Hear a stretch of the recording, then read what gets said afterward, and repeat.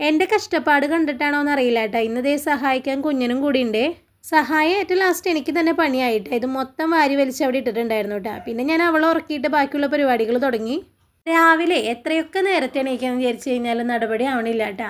കാരണം വേറെ ഒന്നല്ല, കിടക്കുന്നത് തന്നെ 12 മണിയായിട്ടാണ്. അപ്പോൾ പിന്നെ എണീക്കണ കാര്യം പറയണ്ടല്ലോ. ഇതിനുള്ള ഏക സൊല്യൂഷൻ എന്ന് വെച്ച് കഴിഞ്ഞാൽ കറിക്ക് വേണ്ട സാധനങ്ങളൊക്കെ നമ്മൾ വൈകിട്ട് തന്നെ ഒരുക്കി വെക്കുക. അപ്പം ഞാൻ നാളെ ബീട്രൂട്ട് ഉപ്പേരിയാണ് ഉണ്ടാക്കാൻ ഉദ്ദേശിക്കുന്നത്. അപ്പോൾ അത് അരിഞ്ഞ് വെക്കുന്നുണ്ട് കേട്ടോ.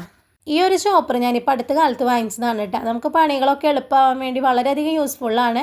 നമ്മുടെ വീട്ടിലില്ലാന്നുണ്ടെങ്കിൽ നിങ്ങൾ കണ്ണും പൂട്ടി ഇത് വാങ്ങിച്ചോട്ടെ, കാരണം അത്ര യൂസ്ഫുള്ളാണ്. ബീട്രൂട്ട് മാത്രമല്ല, ക്യാരറ്റോ ക്യാബേജോ അല്ലെങ്കിൽ സവോള വരെ നമുക്ക് ഇതിൽ ചോപ്പ് ചെയ്തെടുക്കാം കേട്ടോ. പിന്നെ ഇതേ 2-3 ദിവസത്തേക്ക് വേണ്ടി ചുമന്നുള്ളിയും വെളുത്തുള്ളിയൊക്കെ തൊലി കളഞ്ഞ് വെച്ചിട്ടുണ്ട് കേട്ടോ. കാരണം ഒട്ടുമിക്ക കറികൾക്ക് നമുക്ക് അതിൻ്റെ ആവശ്യമുണ്ട്. അപ്പോൾ പിന്നെ അത് എളുപ്പമാവുമല്ലോ. രാവിലെ എണീറ്റ് അതിന് വേണ്ടി സമയം കളയണ്ടല്ലോ. രാവിലത്തേക്ക് നമ്മൾ ദോശ അല്ലെങ്കിൽ ഇഡ്ഡലി ഉണ്ടാക്കാനായിരുന്നു കേട്ടോ വിചാരിച്ചത്. അപ്പോൾ രാവിലെ തന്നെ പച്ചരിയൊക്കെ വെള്ളത്തിലിട്ടിട്ടുണ്ടായിരുന്നു.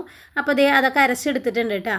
കുറച്ച് തേങ്ങയും കൂടി ചിരകി വെക്കാൻ വിചാരിച്ചു കേട്ടോ. കാരണം നാളെ ഒന്നില്ലെങ്കിൽ ചട്നി ഉണ്ടാക്കേണ്ടി വരും. പിന്നെ ബീട്രൂട്ടിനും തേങ്ങ ചിരകി ഇവിടെ ഇടാറുണ്ട്. അപ്പോൾ എന്നാൽ കുറച്ച് തേങ്ങ ചിരകാൻ വിചാരിച്ചു. ഞാൻ ആദ്യമായിട്ടാണ് തേങ്ങ ചിരകിയത് ഇങ്ങനെ ഫ്രിഡ്ജിൽ എടുത്ത് വെക്കണേ. ഞാൻ ചിലതിൽ കേട്ടിട്ടുണ്ട് ഇങ്ങനെ തേങ്ങ ഒന്നും ഇങ്ങനെ ഫ്രിഡ്ജിൽ സൂക്ഷിക്കാൻ പാടില്ലാന്ന്.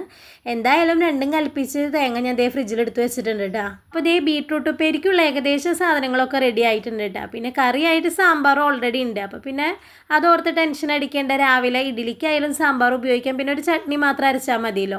പിന്നെ അവിടെയൊക്കെ കുറച്ച് വൃത്തിയാക്കലൊക്കെ കഴിഞ്ഞ് ഞാൻ നേരെ കുളിക്കാൻ പോയിട്ടാ. ഏട്ടനാണെങ്കിൽ ഫുഡ് കഴിച്ചിട്ട് വരുള്ളൂ, നീ കഴിച്ച് കിടന്നോളാൻ പറഞ്ഞു കേട്ടോ. അപ്പോൾ ഞാൻ നോക്കിയപ്പോൾ കുറച്ച് നൂഡിൽസിൻ്റെ ബാലൻസ് ഉണ്ടായിരുന്നു. എന്നാൽ പിന്നെ നൂഡിൽസ് ഉണ്ടാക്കാൻ വിചാരിച്ചു കേട്ടോ. മസാല ഒന്നും സത്യം പറഞ്ഞാൽ ഉണ്ടായിരുന്നില്ല. ഞാൻ മുന്നേ നൂഡിൽസ് ഉണ്ടാക്കിയപ്പോൾ മസാലയൊക്കെ ഫുള്ള് കഴിഞ്ഞിട്ടുണ്ടായിരുന്നു.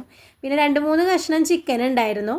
അപ്പോൾ അതും വറുത്ത് പിന്നെ ചെറിയൊരു സോസിൻ്റെ ബാലൻസ് ഉണ്ടായിരുന്നു. അപ്പോൾ അതൊക്കെ കൂട്ടി അങ്ങോട്ട് കഴിച്ചു കേട്ടോ.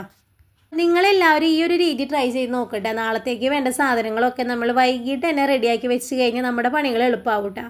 എന്നെ സംബന്ധിച്ച് കുഞ്ഞിനെ എണീറ്റ് കഴിഞ്ഞാൽ ഒരു പരിപാടി നടക്കില്ല. അതുകൊണ്ടാണ് കേട്ടോ ഞാനിങ്ങനെ ചെയ്തത്. അപ്പോൾ ആരെങ്കിലുമൊക്കെ ഒരു ഉപകാരം ആവണമെങ്കിൽ നല്ലതല്ലേ.